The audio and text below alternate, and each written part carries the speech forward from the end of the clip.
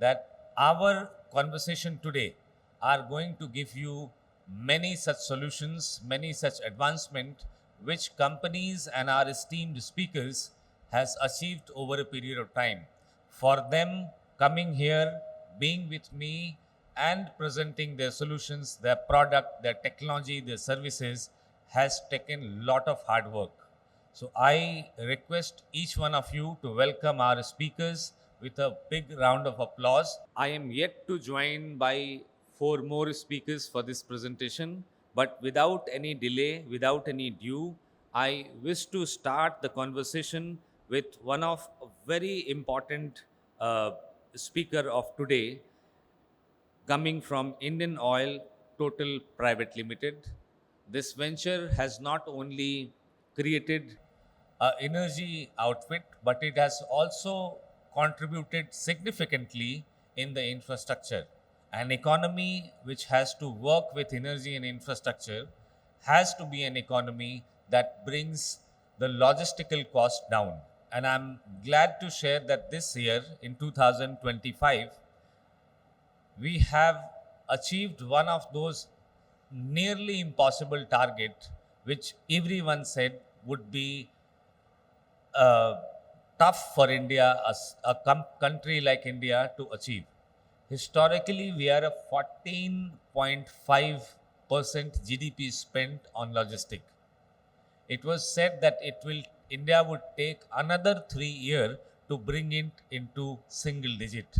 But this year, in September, India has achieved its 7.8 and 8.9% logistical GDP spend, and this has happened only due to energy and infrastructure has worked together. Digitalization of our logistic, decarbonization of our logistic, and geospecialization of our logistic has managed to bring all of them and their components together. This brings us to the first conversation, presentation, and speaker of the day, to Mr. Dr. Pankaj Kumar Jain. Again, a round of applause for Dr. Pankaj Kumar Jain for giving the first presentation of the day. Uh, I would be joined by a couple of more speakers. Would request Dr. Jain to come on the dais. Good morning, everyone. Respected session chairman, fellow colleagues, and ladies and gentlemen. Firstly, I would like to thanks IEW organizers and my management for giving me this opportunity to stand before here. So today I will be presenting the advancing sustainable road infrastructure. So a global view and the Indian biobitumen research. So before that, I would like to set a contest on that because so many people will not be knowing that, because this is a upstream IEW seminar, so where bitumen comes into the downstream, and which is a very small minuscule thing. But having said that, this is a very important thing, because we are paving the roads where the entire infrastructure is built. So India today is building highway at an unprecedented scale, but the true measure of progress is just how many kilometers we build, but it depends upon the how wisely we build them. So Honorable Minister of Roads and Highways, Mr. Nitin Gadkari ji, has repeatedly reminded us that the future of Indian roads must be sustainable, self-reliant, and rooted in the innovation, not dependency. Biobitumen represent that shift in thinking where performance meets the purpose, and infrastructure growth aligns with national self-reliance and environmental responsibility. When Indian roads are built using Indian alternative, we reduce import, we strengthen the economy, and move closer to the sustainable infrastructure. This was the vision articulated by the ministers of road and transport. So India Highways Development Program is among the largest in the world, and bitumen continues to have a high degree of import dependence. This exposes the road sector for global prices volatility, supply disruption, and significant foreign exchange outflow. The Honorable Minister again, he has mentioned that again and again and urge industries to use the alternative materials, promote circular economy, reduce carbon emission and achieve import substitution. His vision is very, very clear.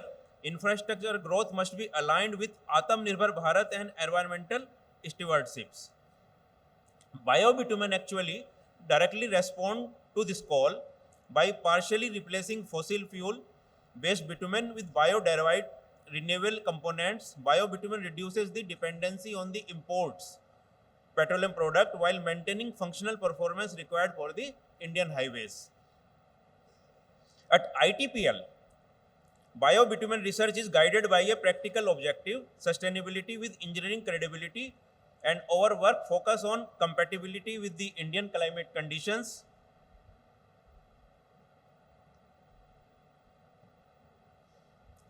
scalability with existing road construction ecosystem. Is working. Is working. Beyond technical performances, biobitumen enables lower life cycle carbon footprint, its productive utilization of waste and agriculture feedstocks, and improved long-term supply security for the road sector. The research reflects a larger shift from viewing sustainability as an obligation to adopting it as a strategic advantage for India's infrastructure development. So with this context, I will now take you through the biobitumen research which has been carried out at the ITPL, covering material development, performance evaluation, and how is this innovation can be scaled to India's highway ambition while reducing the import dependency. So, coming to that, who we are. ITPL means we are Indian Oil Total Private Limited, which is a joint venture between 50-50 joint venture between Indian Oil and Total Energy France. So everyone must be knowing Indian Oil and Total Energy. So this joint venture is a very, very large joint venture where the two big companies have joined hand together, and it was formed almost 5 years back. So the basic aim is to delivering the high quality bitumen solution, advanced binders and sustainable pavement materials, because it is backed by the global innovation of both the companies with the strength and national technical leadership. So what is our product portfolio? We are into the polymer modified bitumen, which is a premium grade for the expressway, national highways, freight corridors and heavy duty pavements. Then crumb rubber modified bitumen, where circular economy comes into the picture, where from the tire waste, the rubber which we are using for the modifying the bitumen, so that is called CRMB. It is designed for improved flexibility and fatigue performances across India diverse temperatures. Then we have bitumen emulsion, because whatever road you are making with the bitumen material, whether it is a conventional or it is a modified, you will be requiring the emulsions which is required for tack coat and prime coat. So already I have covered the contest some part. So what are the relevances? So India is having a rapid infrastructure expansion, demand sustainable high performance binders are required. That is the D requirement. What are the national priorities? We want to be net zero by 2070, but as per our Prime Minister, we want to be by 2047. Circular economy, waste to value and make in India. That is Atmanirbhar. Then there is a high dependence on imported bitumens. Almost 33 to 35% of bitumen is being served by the imported bitumen. So that dependency also we have to break. Then biobitumen aligns with the India energy transition and green infrastructure goal.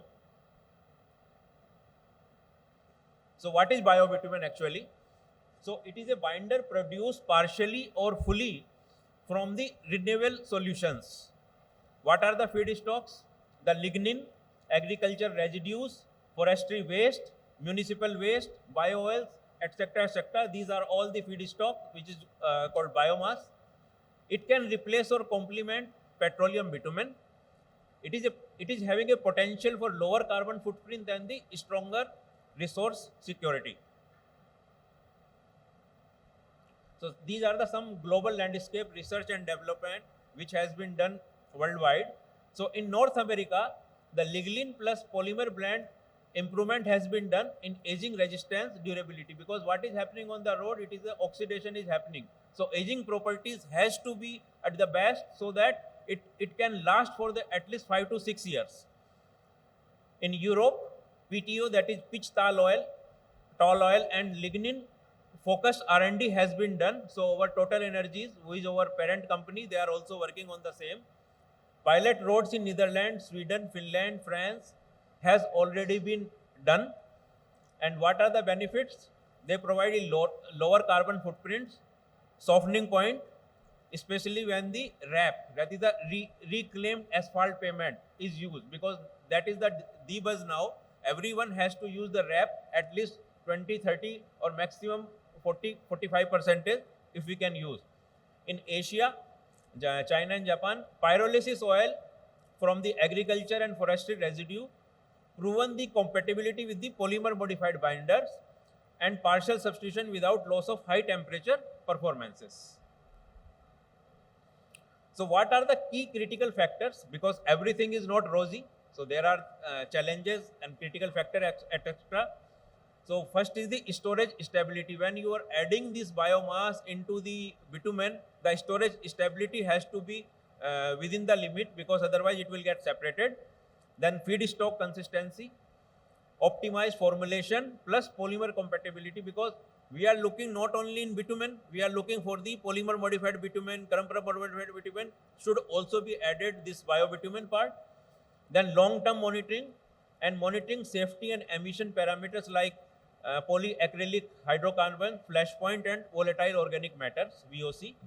So there is a need for harmonized test protocol and performance model. And recently, when Gadkari ji has released 8 licenses through CRI, on last month itself, they have asked now BIS to work on that, and we should be, I am the BIS member as well, so we will be working toward forming the specification for biobitumen and then PMB and CRI. India's emerging research ecosystem. So there are key contributors like IIT, Central Road Research Institute, which is a nodal agency.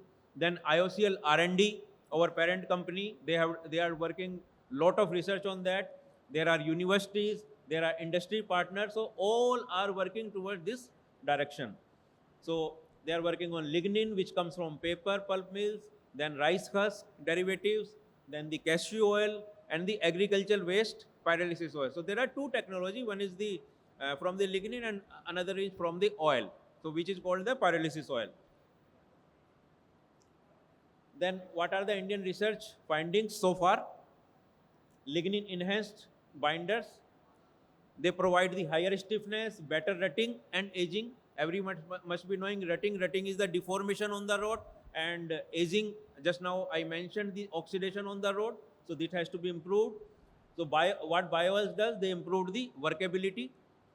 Then they are feasible for partial substitution in the viscosity grade bitumen, which is coming from the refineries, and PG graded binders like performance grade binders, and integration into the PMB and CRMB, that is the space ITPL will be taking. And then need for broader feed scale validation. So this is the ITPL research work in biobitumen. So I will not go in details. This is the symmetric diagram, how we take the bitumen, then we cross-link, because we are working towards the PMB and CRMB.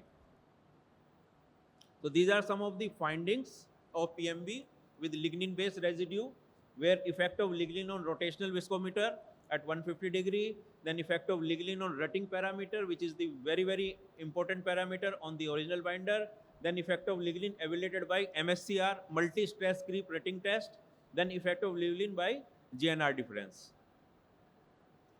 So what are the findings? Basically, the binder remained workable up to 10%. So we could able to add up to 10%. If we are adding more, then separation, storage stability is an issue. So that we need to work upon.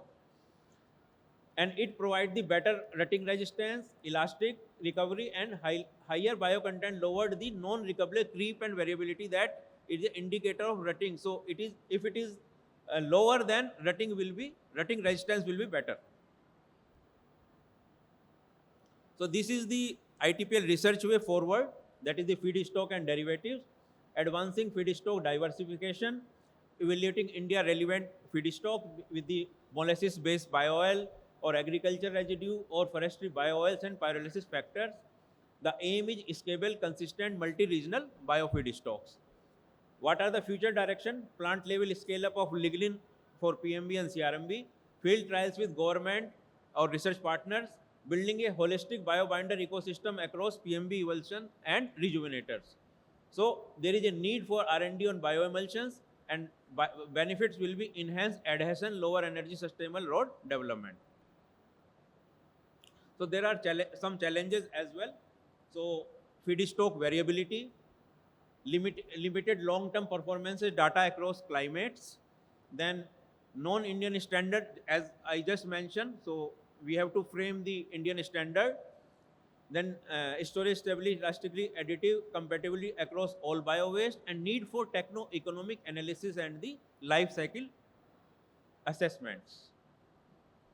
So what are the opportunities for India? Vast agriculture industrial biomass availability, so we can utilize that. Reduction in fossil dependency and forex outflow, which is the very important point on the point view of government. Then a strong contribution to the circular economy and rural livelihoods.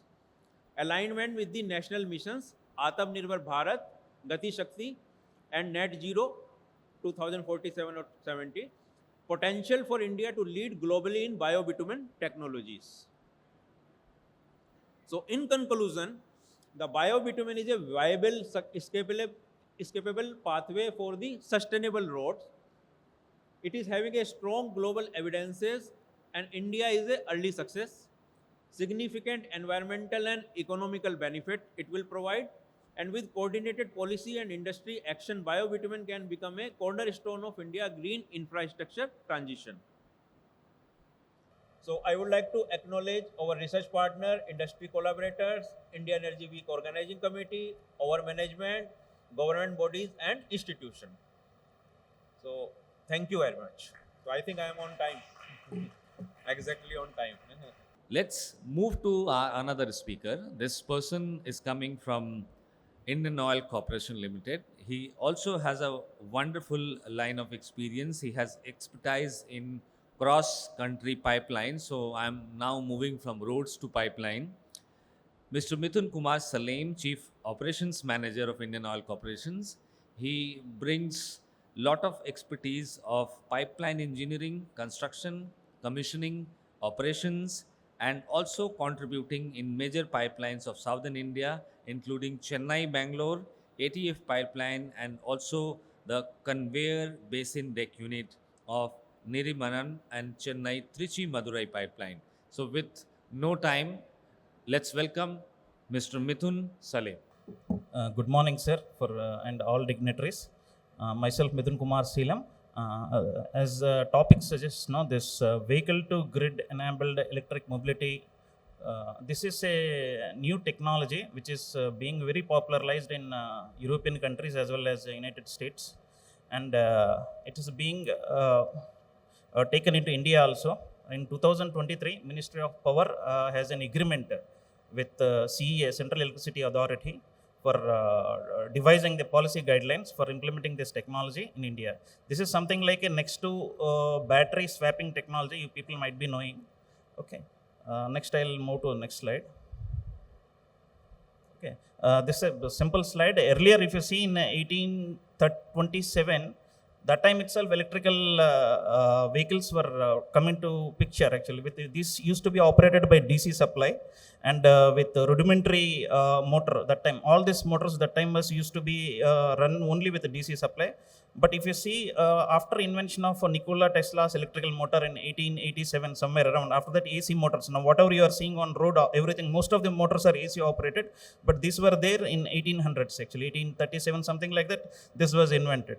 But if you see by 1900s, 30% of the vehicles in Europe as well as US are electrical driven. Okay. Okay, but with the time, what happened? These used to operate on primary cells. Primary means single charge cells. Once you keep the battery, it will run for 110 kilometers approximately actually. And after that, you have to change it. And battery swapping technology was there that time also. Okay, and but if you see in 1900 somewhere, no mass production of internal combustion engines by Henry Ford has started. After that, this came into picture because this will come at a stretch for 100 kilometers. But there is a requirement, or there is a road infrastructure development also, where there is a requirement for longer kilometers requirement for a single charge actually. And moreover, by 1912, if you know, no, this electrical, this one also started, electrical starter, which also made the vehicles made easy. Now let us come to the topic. Now, if you see in currently in India, 5 million vehicles are electrical vehicles, and in that 40% are primarily by two-wheelers and three-wheelers actually. Okay, and we are increasing solar capacity as well as wind capacity also. The prime intention is whatever you are developing electrical vehicles now, this burden will come on electrical grid actually. Okay, it not only electrical capacity, you have to increase generation capacity, whatever your existing infrastructure capacity like transmission lines, whatever distribution networks, and everything will be overloaded. For that also we have to think of. Okay, see, these and all, most of the slides were from India only. Like, you know, recently Royal Enfield also introduced the electrical bike. And the second photograph is Cochin Water Metro, which is operating on electricity, as well as this is Electro. This is also electrical flights, or with minimum 2 to 4 seating capacity are being made. Rest all already available in our metros and all actually. Okay, now our biggest problem is, if you are increasing number of electrical vehicles on road, what is happening is the burden on the electrical distribution network, because already it is completely capped. If you see the distribution transformers, 90% is capped. If you are further putting electrical charging mechanism and all, no, it will be overburden. Now there is a requirement of vehicle to grid. What is vehicle to grid? Vehicle to grid is something when you are parking. It is a fleet vehicles, means for which time schedule is defined. If you are when you are keeping in place, no, what will happen? This charger will act as a bidirectional. Bidirectional means whatever charge you are using, or you are charging the battery, same battery bank will be used as to generate the power, or to give the power back to grid in case of peak load conditions. Peak load conditions means, suppose evening time, what will happen along with industries, all domestic load will come into picture, all houses, ACs and other things, and these and all will increase the load. And if further, if you are adding these vehicles also, it will be further burden. What will, instead of you are transferring somewhere from generating station, which is hundreds of kilometers away, by the time that power coming to your vehicle to charge your vehicle, there will be huge power losses. That losses can be avoided because this will be like a localized battery banks actually. So suppose next house something, there is a requirement of power from this vehicle, it will go. So for this, the policy guidelines are being defined. Complete the battery will not be drained actually. Okay, and if you see, it can suppose you are keeping a battery in a parking place. Suppose from here you went to office and you put the vehicle in parking location. What will happen? And night time in peak load, the battery will be giving to the grid. And afternoon, suppose when solar capacity is maximum or renewable sources are there, these battery banks will be act as a virtual energy taker cycle. They'll store the battery or capacity like solar plants and all. No, whatever extra renewable energy source is coming, you need not keep batteries there. Localize these batteries will be act as a energy takers. And there is a pilot project with Tata Meters ongoing in Delhi under CE actually. And IIT Roorkee also lined up for doing this project.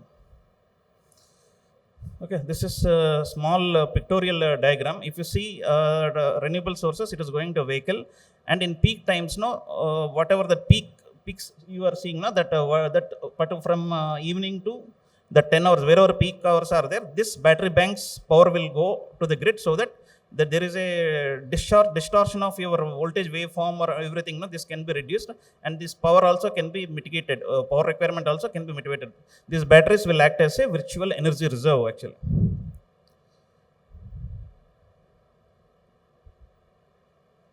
Okay, the fleet vehicles means not every vehicle will not come into this policy, like buses, office fleets, delivery vans, where the time schedule is defined.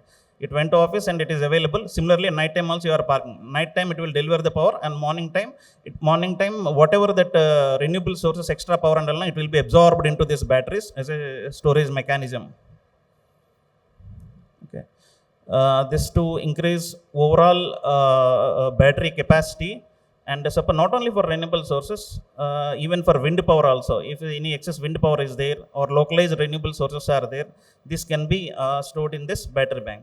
When you are increasing electrical vehicles for multiple times, the multiple burden will be there on the power generating stations. Instead of keeping parallelly, we are moving towards renewable sources also, like solar and wind. This idealistically, this vehicle's burden should fall on this renewable sources, so that net the carbon generation will be reduced. And you want to parallelly you want to reduce the burden on battery banks also through this whatever already available in our hand.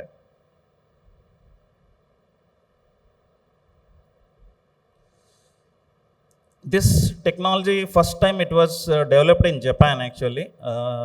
It's called CHAdeMO, means charge, discharge and mobilize. And it was there were DC chargers, like in India we are directly charging with AC supply, and the motors also AC motors, but there it is DC supply. And this CHAdeMO is something, it is a fast DC charging technique.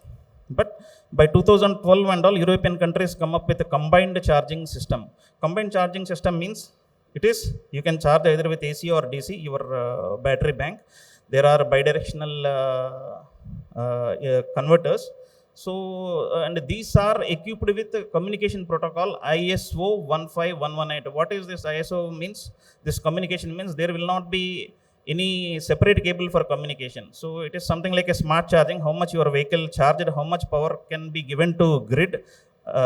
Suppose yours is 100% charged, it will be 20 to 30% only, it will be taken out from a vehicle actually. Okay. So what will happen in the same wire where your AC DC is being charged or where your AC supply is going, no, in the same power cable itself, there is a, in the same cable itself, the communication also will go. It's like something like a skin effect you might have heard. It will be there in power transmission lines, where wave traps used to be there to separate communication signal from power supply, and it will be given. Earlier days, no, before laying this pilot cables and all, they used to put this wave traps. In the same power cable itself, the communication will go, and there it will be separated and it will be connected to your telephone or relay systems to trip in case of emergencies and exigencies actually. And there is advancement in this converter modules also, like silicon carbide or gallium nitride. This is being used in variable frequency drives as well. These are, they have a very wide band gap semiconductors, means they can switch at multiple rate faster. It may go up to in terms of megahertz actually, which is currently in need for this electrical vehicles. What this semiconductors will do, they will convert your AC supply to DC supply, and it will store your battery bank. If you see this V2G technology, they have assessed the efficiency also. Whatever power you are keeping in or energy keeping in battery bank and removing and you are sending to grid, there is an efficiency of approximately 95%. So these and all simulations done and the studies are going on actually. This basically it is a there are two things. One is your grid support to energy assets. These battery banks will be making like a grid support to energy assets, and it will support on three pillars: decarbonization, energy efficiency and electrification, without going for additional infrastructure. It is a method of using existing infrastructure to meet the energy demand actually. And these are flexible distributed energy storage. And each vehicle, you may be knowing, there are two things will be there in a vehicle. One is BMS, battery management system, which will take care of your protection aspects. And there is a EMS, newly implemented, newly upcoming in all this motors and all will be. EMS means energy management system, which will take care of your bidirectional converter and to transfer power to your vehicle and taking out from vehicle and sending to grid. And it is a smart charging technique actually. Okay, and if you see overall in the world, there are approximately 21 million vehicles by 2025 are electrical vehicles, and it is year by year it is increasing by 20% actually. This is one of the technique which is being used in European countries as well as other Eastern countries without keeping new hardware or new additional infrastructure. And in India also through CA the research already it's being done, and pilot projects are being done currently. To implement very shortly within next 5 years actually. And one of the main advantage, as I already informed, large fleets this peak shaving, evening time, that whatever peak demand is there, it will be cut, grid stability will be ensured, and there is an integration for renewable sources. Okay, this is a small economics, whatever they have done on pilot study. AC charging, if you see, no, it is around 6 to 10 rupees per unit actually. Okay, and there is, if you see in home charging, it is 4 to 5 rupees per unit. And if you see AC charging, it is 3,500 per month. But if you see a bus or it's a fleet vehicle, it is around 200 kilowatts, okay, in a day. So if you see per month, if you energy consumption 250 kilowatt hours, so overall power consumption has been given here actually. So this, there are certain, the policy, government is giving some rebates also, whoever is operating the vehicle to this V2G technology. So what will happen when they are storing and giving back to electrical grid? There is a rebate actually on the power, and they will be giving to the user, whoever offering the vehicle. There will be a scheme for that. These calculations are that, and approximately I have put to 1625. This is only for 1 day consumption. 1 day consumption, if you are, if your vehicle is giving back to the grid, that is around 1600. But if you see some 10 days or 11, accordingly it will be multiplied actually. So, and regarding, there is a small glitch. Suppose battery, when you are using charging and discharging, there are two studies. One study is supporting that it is very healthier for battery. The other study is saying that there will be there is a derating factor in the battery. For that, some 1 to 2 rupees per unit also has been considered. Main advantages are peak demand reduction in evening times and solar utilization. You need not put separate battery banks for solars wherever your solar panels are there. And feeder current, whatever you are bringing from hundreds of kilometers, that will be reduced by 10 to 15%. And if you see, when there is a reduction over overall load reduction, there will be voltage profile will be increased. Indirectly, your harmonics content, THD, the total harmonic distortion also will be reduced. And regulatory sandboxes are being prepared, and these are basically targeting EV fleets for which fixed time schedules are defined. And phased rollout of phase by phase, these are being taken into policy structure. Okay. It is basically to improve grid resilience, and it is not impractical. It is being it will be implemented in because nearby countries already implemented, and it will be a key enabler for Indian energy transition. Thank you very much. Next speaker in the conversation, Mr. Ankur Naresh, Principal Energy Practice, Accenture Energy. Ankur Naresh is also... Thank you so much, Honorable Chair, for the session, respected panel members, and dear audience. A very good morning to all of you. Right, excited to be over here at IEW and speaking in front. Right. My name is Ankur Naresh. I am a principal at Accenture India, especially looking in the energy practice over here. Right. Been in this domain for quite long, like 13 years. Started as an industry practitioner in NTPC, then moved into consulting, and have seen the entire gamut, I would say, of the energy value chain, right from mining and production to now electricity generation, transmission, distribution, and then fuel retail, right?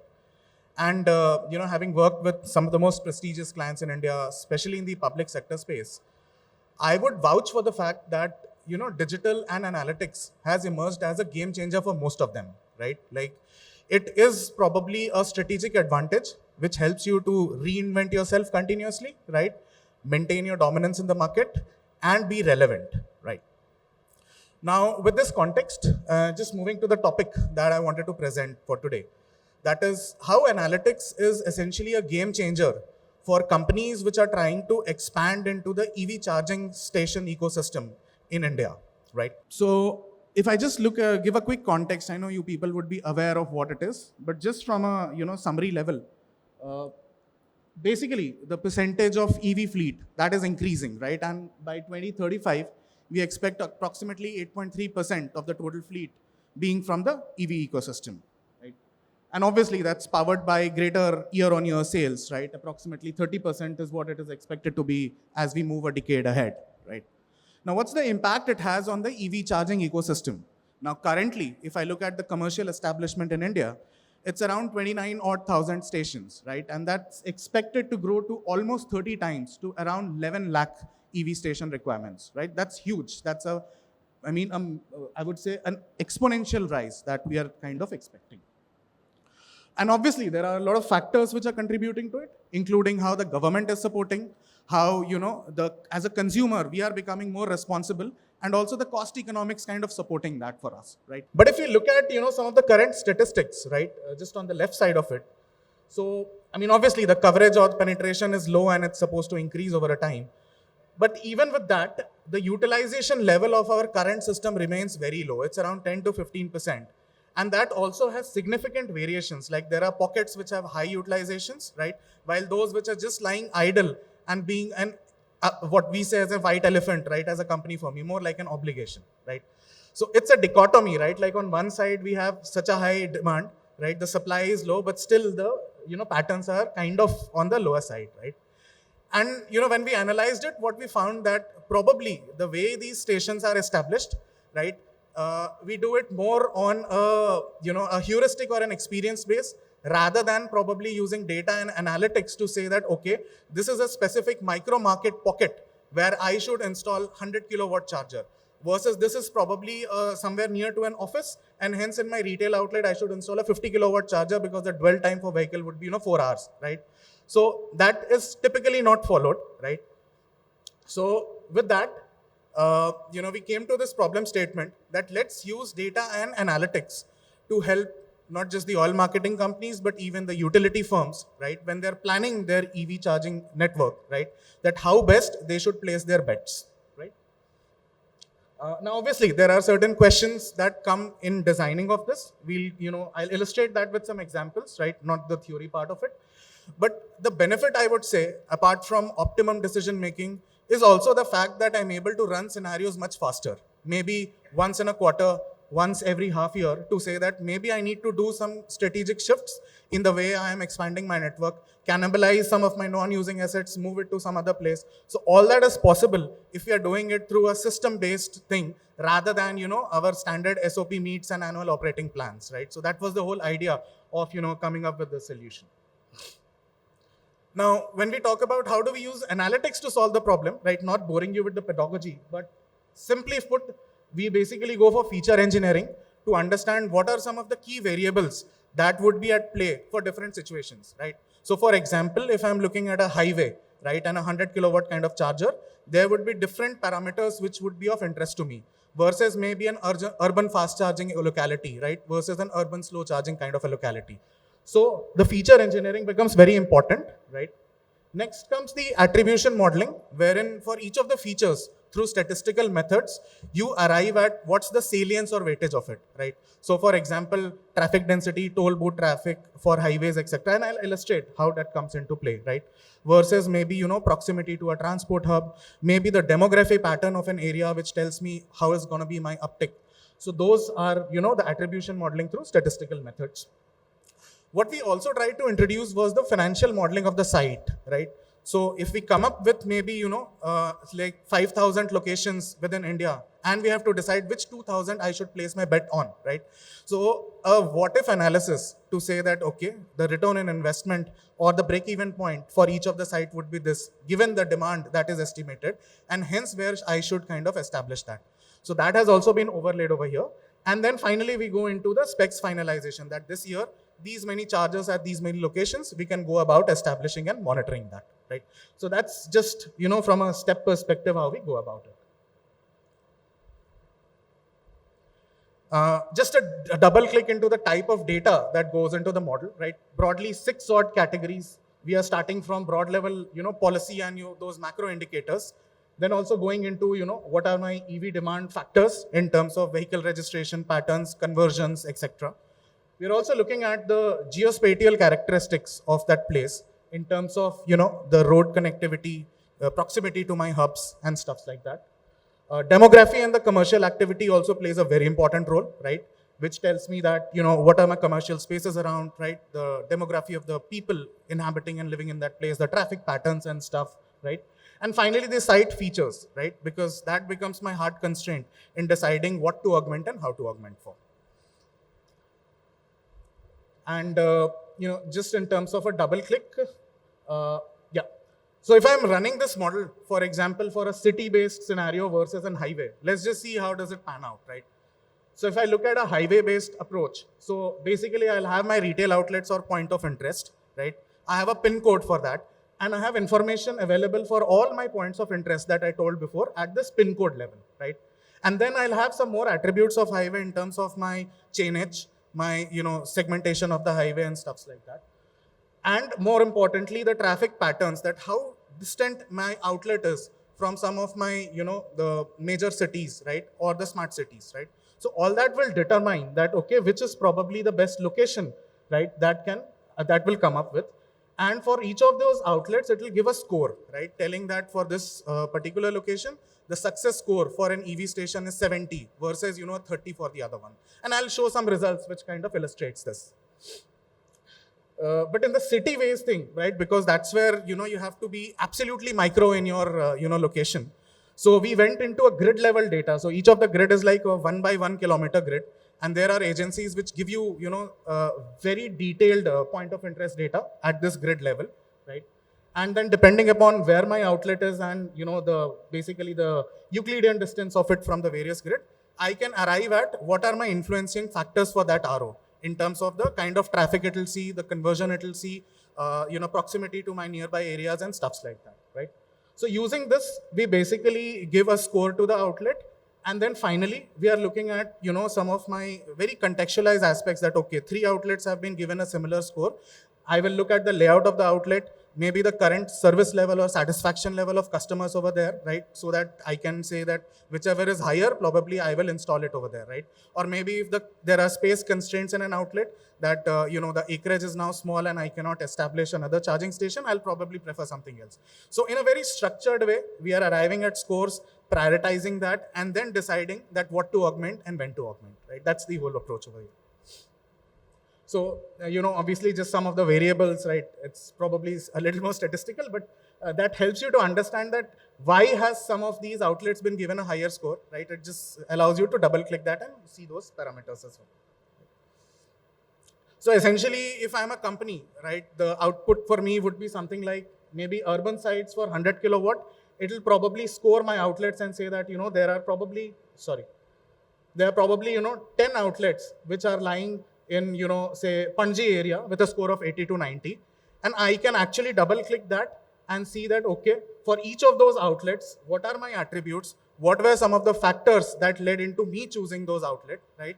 And also double click into the projections for that outlet in terms of how the demand is estimated to be, what is my ROI on that, and why it is, more profitable to operate an EVCS over there as compared to some of the other locations, right? So this kind of allows you to go into that detail as well. Likewise, for the highways, there would be a different set of factors, right? So all that explainability, I think that is one of the most important factor in this AI model, that you need to have an explainability that why is something proposed to be, selected for a station, what are henceforth the demands and the uplift that are going to happen, and basis which, I can do a financial modeling and be assured with a good probability that it's a good bet for me, right? Rather than it becoming a white elephant. So I think, and what we also did is, so this approach obviously can be adopted by people, right? It's not like a patented thing. It's just logical problem solving is what I would call. So in a lot of our client discussions, right, we have come up with a bottom-up thing, put in the data, and then crunched it for them to run yearly scenarios. There are people who have even, institutionalized it as a solution, right? And every 6 months they run it with their team and, try to see what it happens. So we have also just created a sort of an asset for this, right? So that when we are having interactions with the clients, very easily, at least 70% of the work is done. And the later part of it can just be, discussed on a case-to-case basis, and we can run such kind of scenarios, right? So it goes through the same sequence, right? You have a data design aspect where you have data entry across policy, mobility, traffic, highway, power patterns, etc. Some of it we already have access to. Some can be tweaked depending upon, the company to company and the maybe access to better quality or accuracy of the data, right? So this will cover things across, say, policy. We will have different state-wise policies. I mean, even now, I would say 20-25 states tentatively are pioneers, right, in terms of the incentive SOPs, etc., that they're giving, right, for setup of such stations, right? So that data comes in. We can categorically rate that. Likewise, there are data related to my EV mobility. So what are my, say, district or pin code level projections of how is my uptake going to be at an EV population level, right? what's the percentage fleet sales that are happening at different RTOs, the road transport, registering authorities and stuff. So using all that, you can go at a micro level, right, at a district or a pin code, and do, more nuanced and fine-tuned projections, right? Similarly, on the power front, right, like, the kind of infra that I'm establishing, what's the capex that it will typically take me to set that up, right? What's likely going to be the opex? Will the capex also involve setup of transformers and all, because I need a bigger capacity to manage and stuff, right? So all that can be kind of modeled. Then we move into the scenario design. Like maybe the scenario is, let's assume Mumbai-Delhi new expressway. That's a scenario, right? I will put in my constraints that say within 100 kilometers, I want charges. I cannot have it below that, right? And some of my capex and other factors. So that becomes a scenario, right? Likewise, it can probably be a scenario for say Panji local, right? For 2030. So that ways we can build in the scenario in the tool, model it, and accordingly, see what is the kind of output that it gives. So basically, you will get retail outlet level, details, like I discussed a little before, that, okay, at this particular outlet, this is, the characteristics, these are the projections for, how my uptakes, etc. are going to be. So it's all data backed, it's all logic driven, right? Analytics driven. And it's not something which is non-explainable, right? It's not a black box model. It's all explainable, and you can see through where it is coming at the results from. Right? And most importantly, the financial modeling, because that is where we somehow keep to ignore it. Because we all know there are targets that we get as OMCs or utility companies that you have to push 10,000 chargers by this time, right? But probably if we pace it out, do it a little more proactively, it will be profitable to us, right? Rather than it becoming an obligation just for the sake of it. Right? And I mean, probably when, we can integrate it also with your downstream data, right? So that whatever you have set up, you have a visibility into how is that network or ecosystem operating, right? In terms of its utilization patterns, which are probably places where it did not click, right? So that, I can look at rationalization decisions and stuffs like that. So this basically then closes the loop, right? And also allows you to, get a grasp of how things are, and you can course correct and go back to the model and, kind of change it. So I think with this, I'll like to end the presentation. Thank you so much, and, look forward. Next speaker, Mr. Sandeep R. Thawani, is a team lead petrochemical supply chain at ONGC Petro Additions Limited, and please put a warm welcome to Mr. Sandeep, and we look forward to it. Very warm good morning to all of you. So we will start with our presentation, as you are aware about the topic.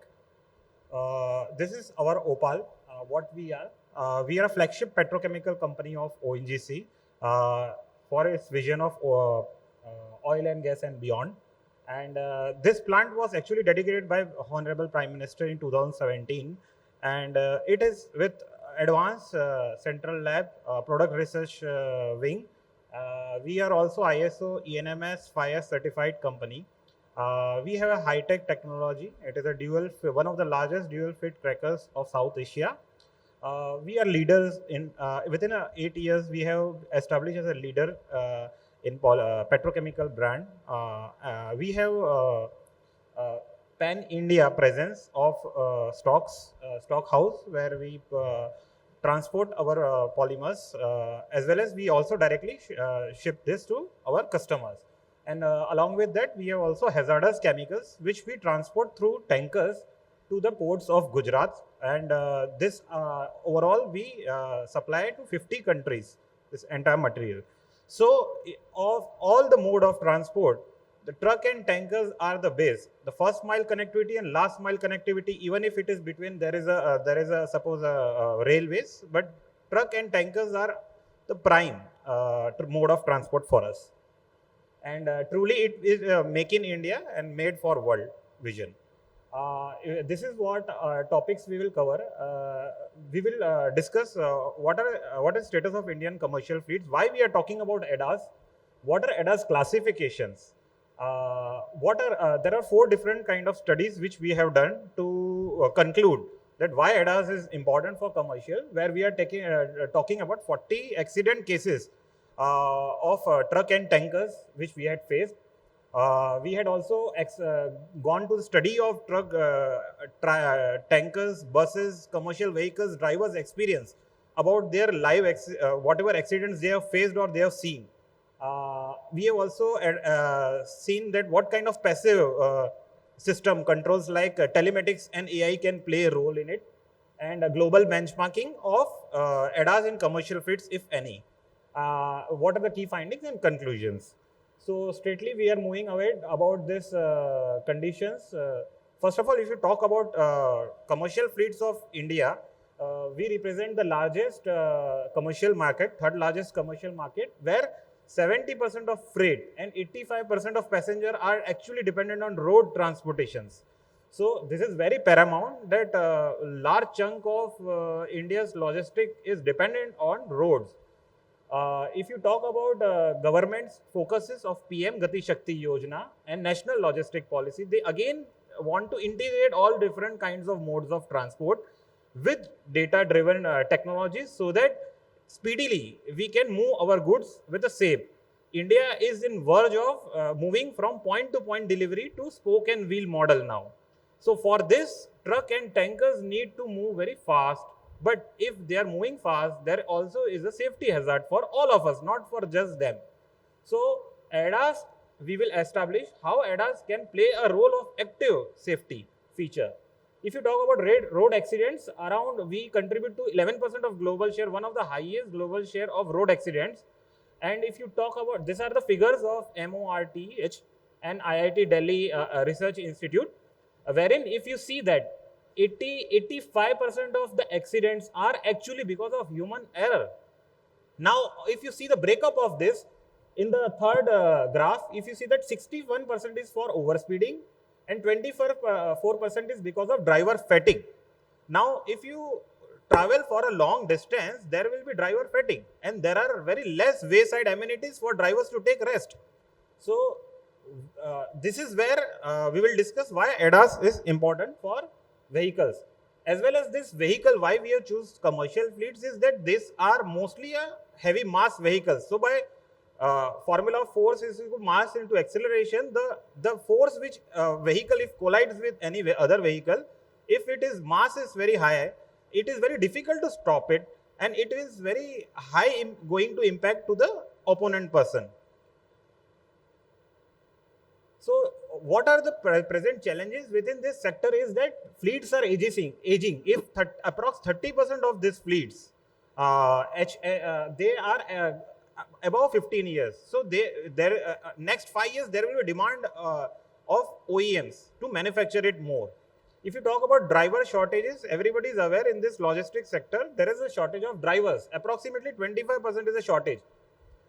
Drivers don't have at present co-drivers or even cleaners with them because they cannot afford to share their own expenses with them. So they are driving alone. If you talk about highway crashes, around 55% of crashes are alone concentrated into only 5% of roads. So highways are at risk. If you talk about driver fatigue, around 400 to 500 kilometers per day they are traveling and they are not able to take rest. In our survey, we will see what is the level of rest with them. So at present, lot of companies like IOCL, BPCL, Reliance, even OPaL, they are very much dependent on telematics. We are remotely monitoring where our vehicle is, how fast he is driving. But yes, we are able to take action only after the accident. We cannot control it before. So here where ADAS will actually act before an accident happens, within a milliseconds.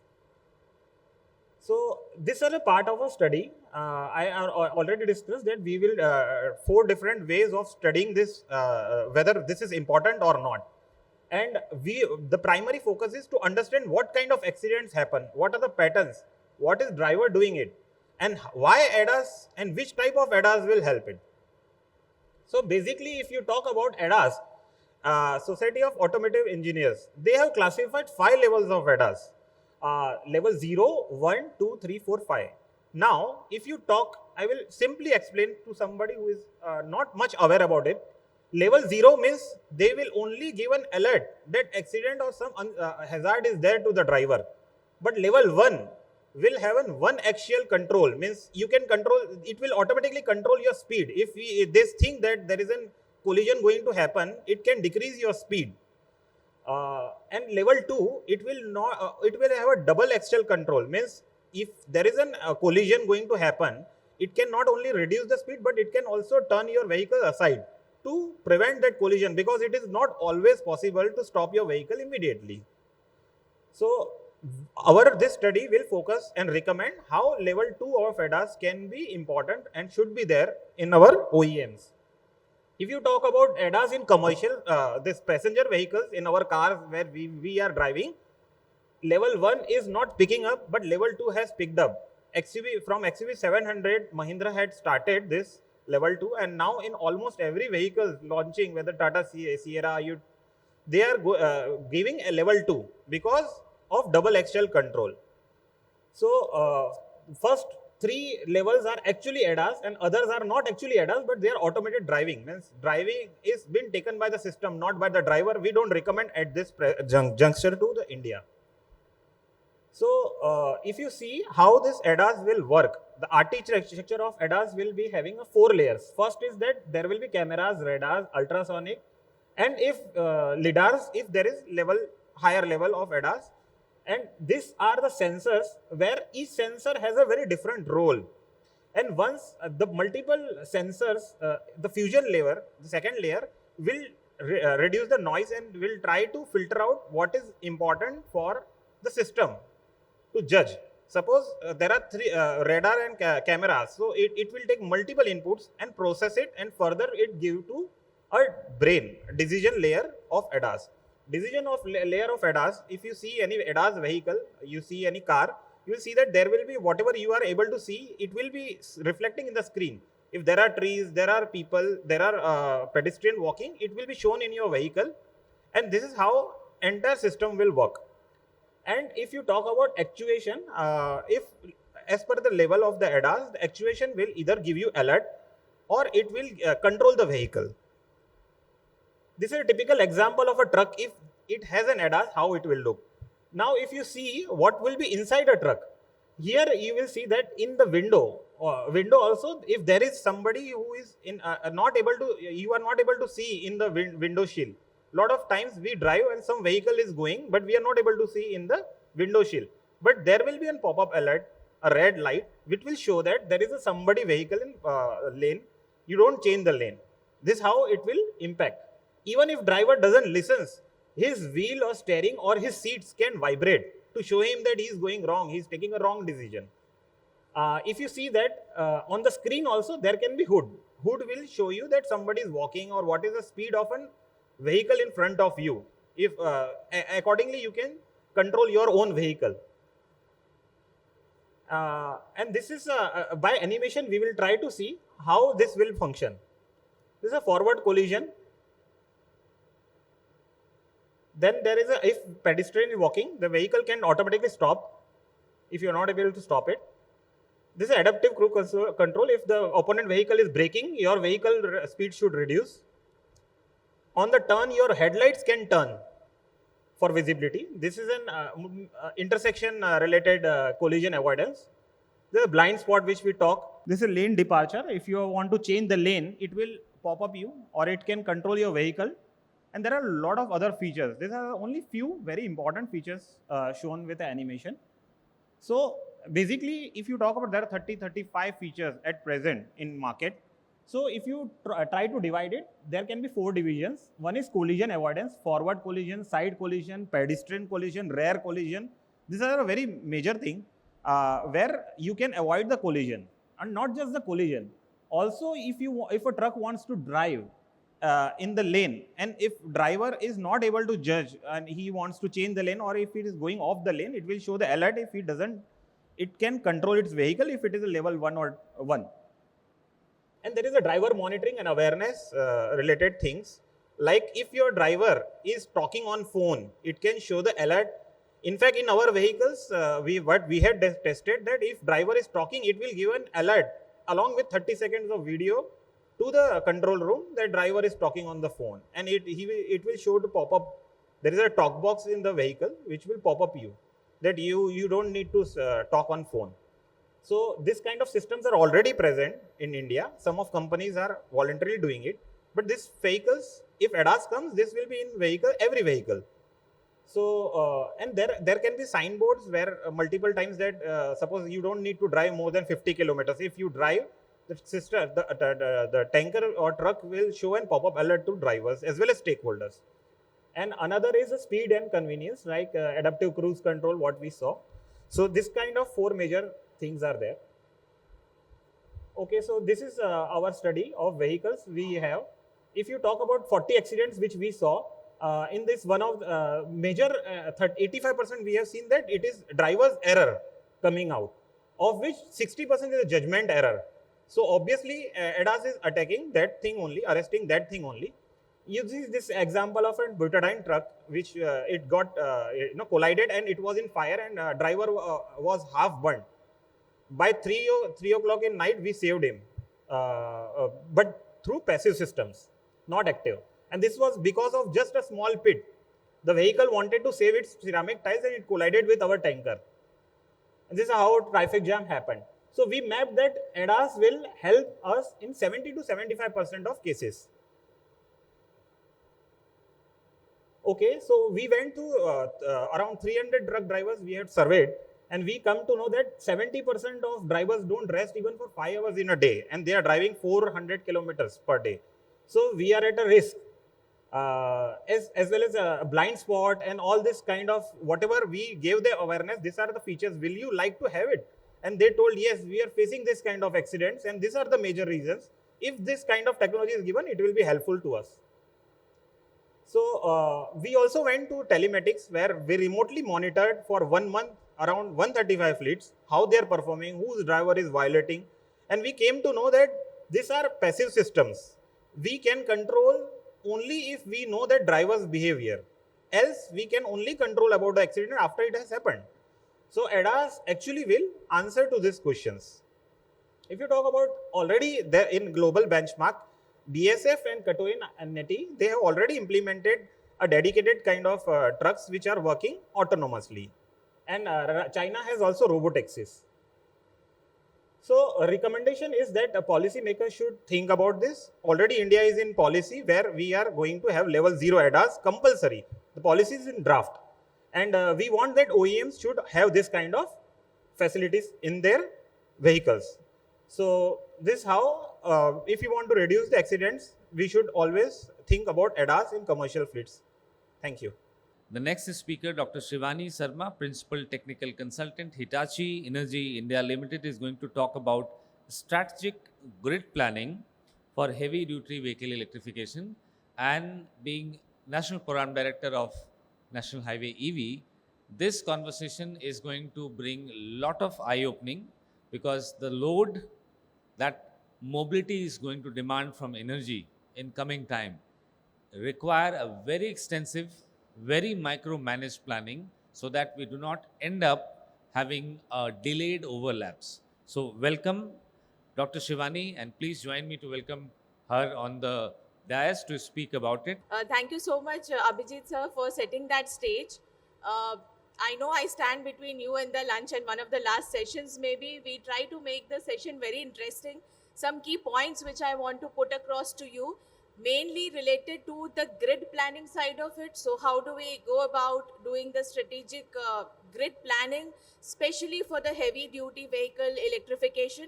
And when we say this, all the electric vehicles that you see on the road, one is the passenger vehicles that we use, right? So they are the light duty ones. You put it at their houses, you charge it overnight, and we are done, just like some AC load. The second part of it is the medium heavy duty electrification, where essentially the large vehicles like your buses, like your trucks, something on the highways, something which maybe Amazon uses for its logistics and so on. So these vehicles, why they are important, what's going around them, and how we need to be prepared as a grid to handle these will be the agenda of our discussion today. And moving to the next slide, I think that's also what our senior experts with Abhijeet ji I very briefly discussed, the defining moment. So when we say that the load is increasing, okay, the population increases, you see the standard of living is increasing, and there are loads which are increasing all around. What is so special about these electric and especially the medium heavy duty vehicles? It is a convergence of grid and commerce. When we say this, these vehicles, they require a lot of market acceleration on one part. So if you see, the charging capacity that we are looking for is very huge. So when I said that there's an overnight charging that you do at your houses, these trucks and buses are going, may not wait for those many hours, right, on the highways. They will be getting charged in few minutes, maybe 5 minutes, 2 minutes, 10 minutes, and so on. That means they are looking for a fast charging, for an ultra fast charging kind of solution. And when we say this, the kind of power requirement very high in a very short period. That means that we are creating sort of epicenters of loads. And let me tell you, if tomorrow there's an Ola or Uber which says that, okay, let's come up with an EV fleet, which is medium heavy duty vehicle, it is equivalent to a kind of energy epicenter, in case, similar to an industrial load, if you have to imagine it that way. So it is equivalent to those kind of emerging industrial loads, also clustered. So if you see, with EV, like a petrol pump is simple, right? We'll go, there are hazardous area classifications, you get it filled and you come out. In case of electric vehicles, what time of the day do you land up at the EV charging infrastructure to get your vehicle charged is important. What kind of charging? Is it a slow or an ultra fast charging that you are requiring? And also the number of vehicles. So how many users do you expect at your charging infrastructure station at one time? That also which time of the day? And it is not only on the load perspective. All of us have heard about the green transition, the net zero journey that India is into. And we say renewables, God's gift, let us implement them. Solar, wind, green hydrogen, you name it, and we are, very optimistic about these technologies to be integrated. And nothing wrong with that. But when you look at the supply demand chaos, one side we say there's this medium heavy duty electrification, which is difficult to forecast in terms of the electrical time of day, the stochastic, what's your peak load, what's the cost at that time, and so on. And secondly, in the energy mix, you are having solar, wind, renewables, which do have the inherent characteristic of being intermittent in nature. So if you see, when, if you would like to simulate this scenario, you will have thousands of penetration where the EV load could be different. At the same time, your renewable generation can be different. So when we say loads, I think for those of us 10 years, 20 years back, it was a summer load, winter load, peak load, and so on, which we used to see. Now it is changing. Now you see new kind of loads all around you. And that's where the kind of coordination and planning that is required, very, very critical. So in fact, if you look at the conventional power value chain, we hear of the transmission, distribution, and the generation power value chain, right? Today we stand at a place where there are multi-directional power flows at almost all places. Transmission is very well planned. I think as a transmission planning engineer, if I need a green corridor today, I might have started planning it 10 years back. So that's the kind of future planning, proactive critical planning that we do. But in case of distribution utilities, we have to explore this kind of planning, the coordination mismatch which might happen, which as on day today, we might feel that, okay, this is something which is manageable. You have say 10, 20, 100 vehicles across the road. But then there might be utilities planning, say 500 trucks, 500 buses. And when that load comes, is the system adequate enough to handle that kind of load, and at what time of the day is very, very important. And that's where the planning of the utility as well as the fleet becomes very important, because this is not an exercise where you'll say, okay, like a refinery, tell me what's your roll mill motor, what's the compressor load, and we'll plan for it. The load forecasting, very important. The fleet, which is responsible for this kind of vehicles, needs to have a very good kind of forecast. And based on that, the grid side, the distribution utility side of it needs to go ahead with their planning aspect of it. If we move to the patterns and the regional planning strategies, across the globe, there are different kind of categories, I would say, they can be put into.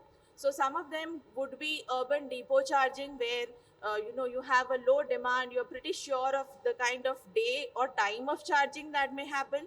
You have large scale logistic hubs as well as highway corridor charging. So as these archetypes increase, the kind of capacities that we are looking at is going to increase a lot. In some cases, you might say that, all right, let me, just pull out a MV feeder and it should do. But in certain cases, you might need a substation, a dedicated one, to have that much of power. And that's where the kind of grid hosting capacity becomes very, very important when we talk of these kind of categories of vehicles. Coming to the next part, where we would like to see that when you say the load profile, what are those characteristics that I'm looking for specifically for a medium heavy duty vehicle? So even within these types, the kind of operational pattern that you see, and to give you a very example in very simple words, if there's a school bus, it has fixed number of trips, right? It'll go in the morning and in the afternoon, fixed routes, fixed timings, and so on. But if it's a Amazon truck supplying, like large truck supplying logistics somewhere, it might have number of trips. Maybe in night time they won't operate, so that means they are there at the charging station, and there's an overnight charging that can happen. In certain cases, the vehicles are running all through the time and so on. So there is also going to be a parallel mix of charging patterns. We cannot always say that let's get the vehicle 100% charged and then the next vehicle and so on. When there is a group of such vehicles, there can also be management systems which would take into account the way it is done for traction or metros or trains. What is the number of buses you expect? What is the number of trips? What is the approximate distance that you see? What is the resting time which can be utilized to optimize your charging? So I might not charge it when the electricity cost is at its peak, but in case it's an afternoon, there is solar available, there's extra power available, I might like to use that cheaper power and so on. And then coming to the next and the main aspect of it, where we say the infrastructure enhancement framework. So if you see that, maybe today it's quite manageable, but if you talk of 2030, 2035, 2040, as the quantum of these medium heavy duty vehicles is increasing, the kind of hosting capacities that our grid would require to handle this kind of power is going to be huge. It needs adequate planning, and that's where the different stages. So if you see the substation capacity expansion is one, you would see the distribution network reinforcement, in certain cases the transmission corridor development, and then the smart grid integration. More so because you might also see that even within India, we have such a good demography and mix of the kind of usage patterns, right? So somebody in Delhi might be very conveniently using a metro, or somebody in Mumbai might use local trains a lot. Somebody in Nagpur will be very comfortable riding his two-wheeler and so on, right? So even within the same country, the kind of usage patterns are different. The kind of renewable capacity that the different states have, Karnataka, Gujarat, many, Tamil Nadu may have higher solar, Rajasthan higher renewable compared to few other states which are not RE rich. So you see this good spread of renewables, you also see this good spread of the consumer behavior around you and so on. So very important that you do plan these things. And when we say this, we also don't say that, all right, there are EVs coming up, let's just put up new systems and so on.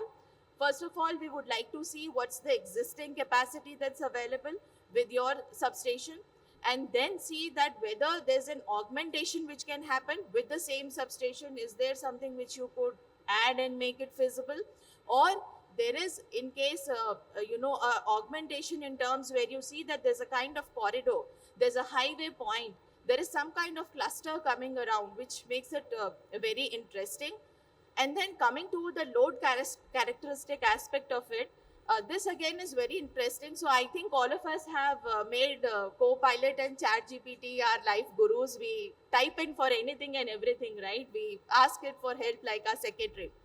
uh, it leads to the load of data centers. So when I say data centers, and especially the agentic AI data centers, which we are used to using, even that's a very typical load. So it will have a very high power requirement, yes, but at the same time, the kind of redundancy it requires is very high. So it won't say, all right, I'm good with one power source. No, one power source, main power 1, main power 2, it needs a backup 3 and a backup 4. In no case you can afford a data center to get disrupted, and that's where it's very, very important. How do you handle these kind of new players in the load segment into your grid? So be it a data center, be it a medium heavy duty electrification load, and when you talk of electrification, this load is still quite manageable, I would say. You can forecast it, you can maybe do some peak shifting, shaving, and so on.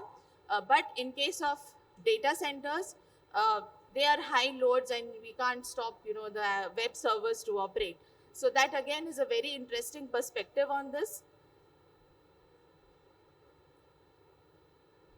And the implementation roadmap, so I think 2026 to 2030 is going to define that as an early mover, what is that advantage that you have in order for this electrification to be posted, and then how well prepared we are to handle this kind of load. Specifically talking on the solutions from two sides. One is, of course, for the transport sector, the fleet sector, which would like to see that, all right, what's my forecast? How well prepared I should be? How do I take my connection and so on? And second side is the distribution utility, who would like to be well planned in order to supply to that power. Uh, Coming to again the grid interconnection assessment, so you would see like what is the kind of substation capacity, the loads, the forecast, or that margin which you would like to add into your network, which makes it a very, very interesting game, where you would like to see that yes, this is my substation, this is the load that I'm looking at, and how does a typical electrification report look like with different phases. The grid transformation, how do we go about it, the different stages. Again, depending on the distance of your charging station from the city center and substation and so on, lot of other interesting aspects. And this, I think, is the most important crux, I would say, that when I say that, all right, I need grid planning and so on, are there solutions available in the grid which are meeting this requirement? So are there modular substations, are there prefabricated solutions which can help you get these done? So very important to have these kind of solutions which are very quick to implement, which can be moved depending on your requirement and so on. So this again is a very, very interesting aspect to it. I come to the last part, which is the key takeaways. This is a very critical time where the planning coordination mismatch has to be minimal, and very important, how do we plan it properly. uh, and I think that brings it to the end of the session. I'm already getting some signals around, so thank you so much. Go for the last presentation of this session on future of mobility, converging electric mobility, energy infrastructure, data system, and system architecture for India's smart mobility future. The title itself speaks about a combination of three pillars which are required for decarbonization of surface transport. And to present this, I welcome Himanshu Sharma, Senior Manager, Amara Raja, Advanced Cell Technologies Private Limited. A big round of applause for Mr. Himanshu Sharma. Thank you, Abhijeet ji. Uh, First of all, thanks to the speakers before me. They have made my task much easier by contributing to it. So today, I would be sharing my view on what's is the future of India when it comes to the interaction of mobility and energy. So the convergence of e-mobility energy in India at the system level. What we face today, so in India, what we are seeing today is a rapid acceleration in parallel in both e-mobility as well as energy. As per some studies, Indian EV energy demand would stand at 25 terawatt hour by 2030 and roughly around 60 to 65 terawatt hour by 2035, contributing almost 6.5 to 7% of the national demand. Along with that, when we see we are constantly having a rise in the electric vehicle penetration across the segments with an average CGR going around 30%, which almost in the 6 months in the ongoing financial year, we have already crossed more than 70% of the sales that we did the previous year. There is a lot of stress that is going to be on the energy from the mobility side. When we talk about the system, what we see today are very strong systems but fragmented.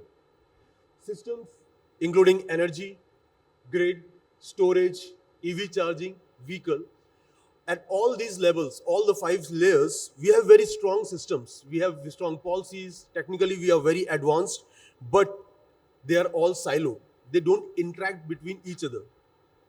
REE is not linked to electric vehicle demands. Energy storage are deployed in pockets. They are not integrated either with the grid properly or the electric vehicle demands, charging demands. EV behave as passive load right now, which also previously one of the speakers highlighted. EV data is granular.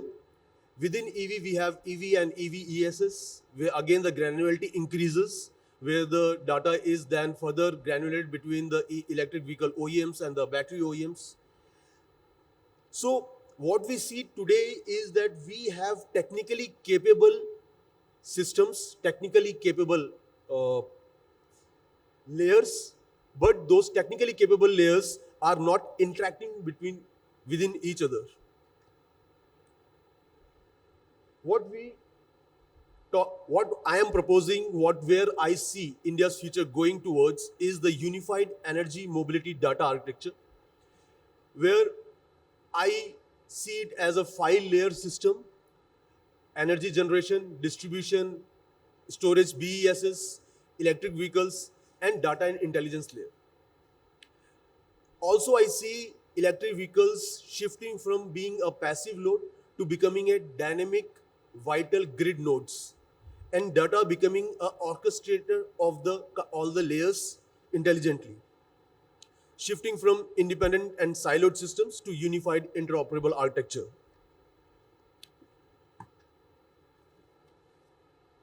As Dr. Shivani just mentioned, the importance of grid interaction, and previously Mr. Ankur, Mr. Sandeep and Mithun have also shared about the V2G, ADAS and the charging infrastructure.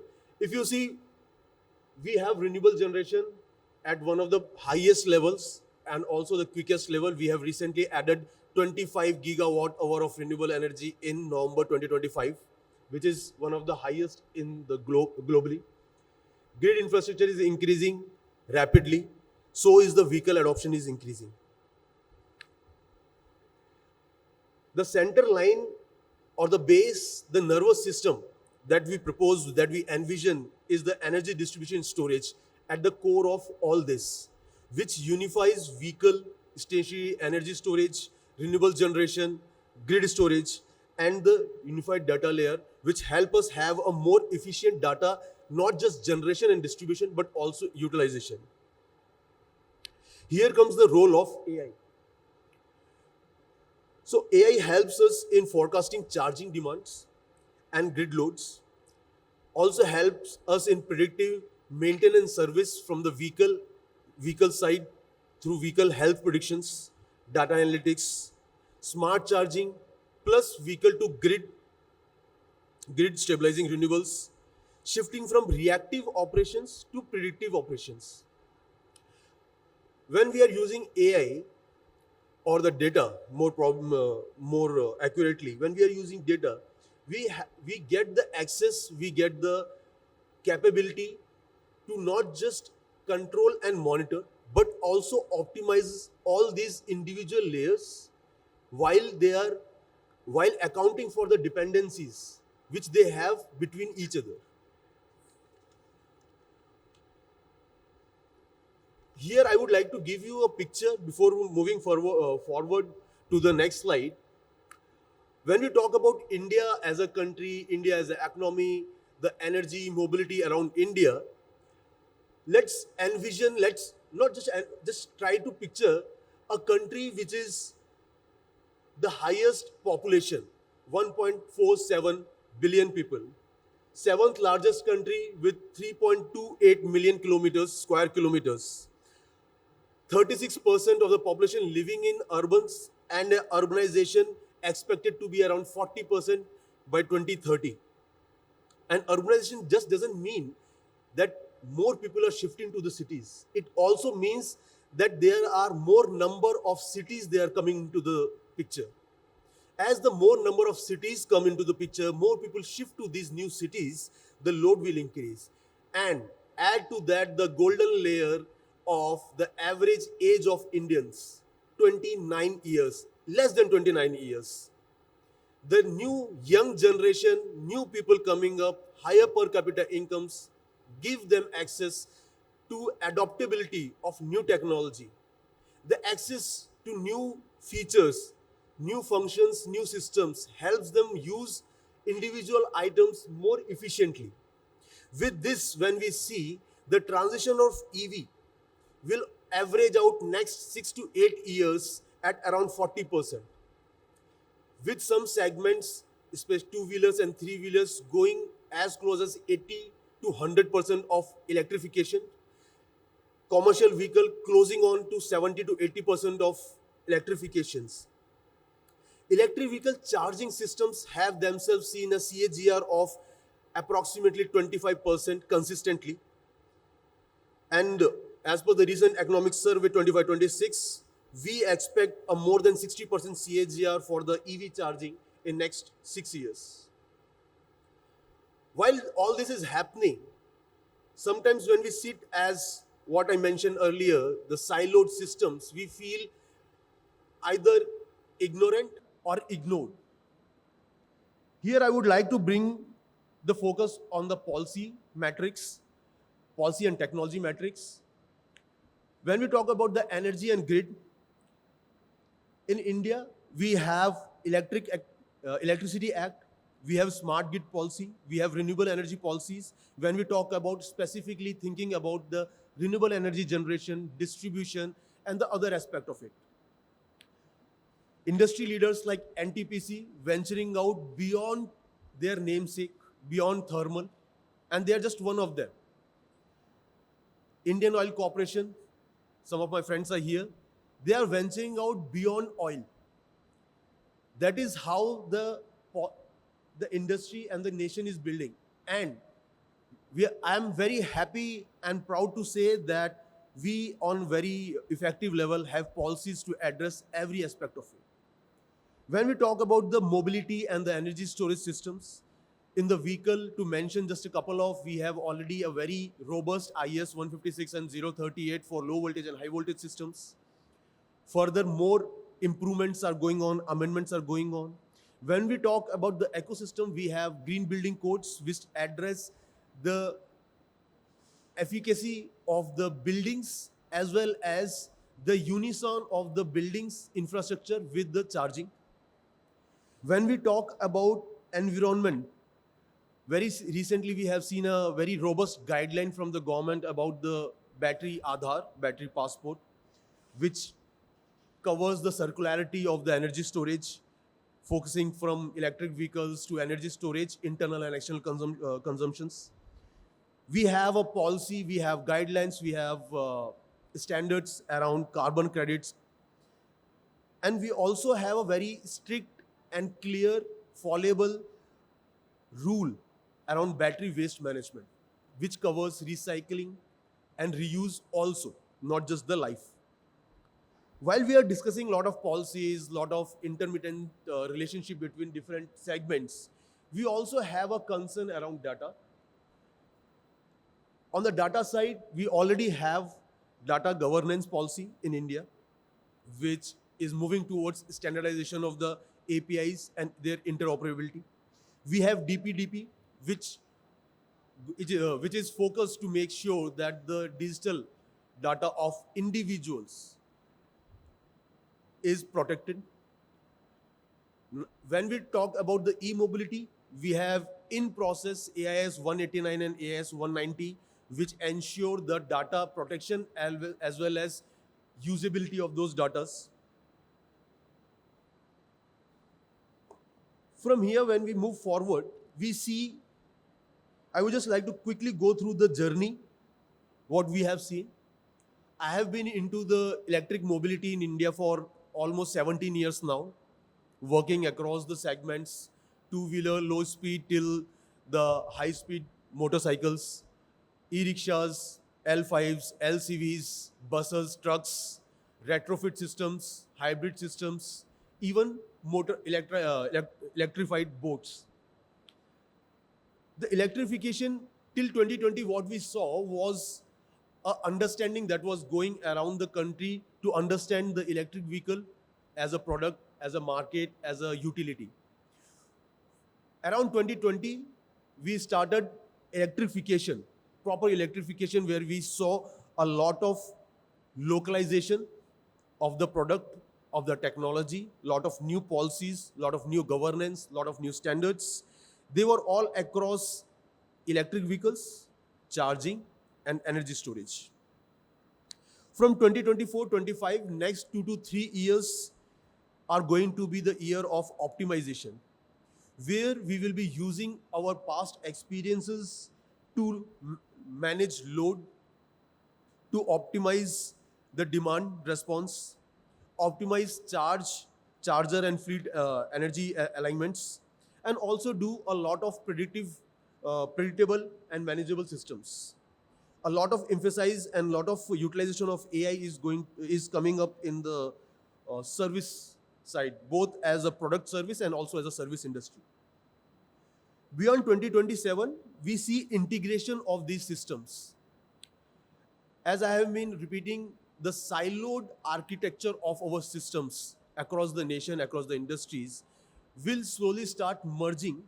And by 2035, we expect to see an integrated smart city level energy systems and autonomous, and a step much more further towards the net zero target of the nation.